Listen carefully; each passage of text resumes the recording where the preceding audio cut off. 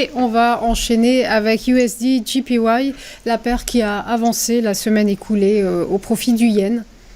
Oui, alors si sur l'euro-dollar et sur le GBP USD, entre guillemets, on s'ennuie un peu puisque la volatilité est écrasée, là, c'est tout l'inverse sur le yen, hein, sur USD JPY, on a une explosion de la volatilité à la faveur finalement d'une capitulation de la Bank of Japan qui maintenait son niveau 152 coûte que coûte et qui finalement a lâché.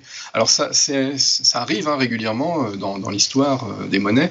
On a eu, souvenez-vous de la BNS qui avait capitulé en 2015. On a eu plus anciennement aussi Soros qui avait attaqué la Banque d'Angleterre. Donc on a là la Bank of Japan qui vit un peu ces heures difficiles, puisque effectivement le dollar américain a repris de la vigueur face au yen, et on a même eu une explosion jusqu'à 160, donc là une capitulation totale de la Bank of Japan récente, qui essaye quand même malgré tout de retenter, mais vous voyez que 152 devient le niveau sur lequel on ne peut plus passer en dessous en quelque part. Donc ça devient un support 152, alors que c'était censé être une résistance pour la BOJ.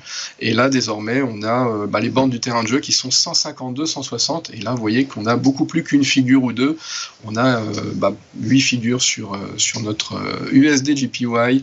Donc un débattement énorme avec une volatilité qui vient d'exploser à la faveur de ce combat entre le marché qui teste la BOJ et qui pour l'instant a le dessus.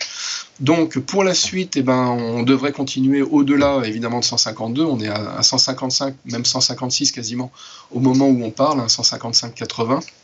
Donc on devrait continuer à progresser.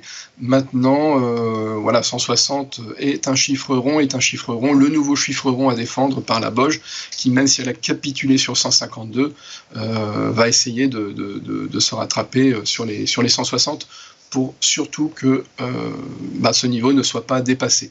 Pour l'instant, ça impacte l'économie japonaise. On s'attend à un PIB japonais catastrophique, donc ça sera jeudi.